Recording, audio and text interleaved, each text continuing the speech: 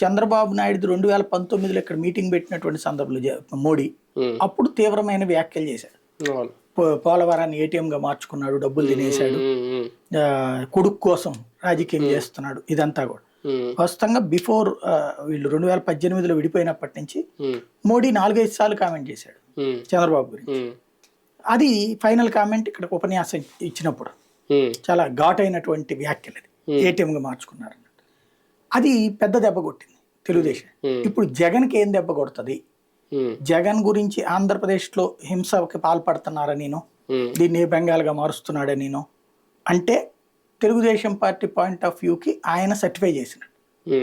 అట్లాగే అప్పుల గురించి మాట్లాడితే అప్పుడు భారతీయ జనతా పార్టీ తెలుగుదేశం పార్టీ కాన్సెప్ట్కి ఆయన సర్టిఫై చేసినట్టు. అట్లాగే రాష్ట్రంలో పరిపాలన నాశనం అయిపోయింది, దుర్మార్గంగా జరుగుతోంది అన్న, అవినీతికి పాల్పడుతున్నారు, ఈ అవినీతి పరుల సంగతి తెలుస్తున్నప్పుడు మొన్న అక్కడ అమిత్ షా మాట్లాడాడు చూడండి, మేము వస్తే కక్కిస్తామని చెప్పేసి.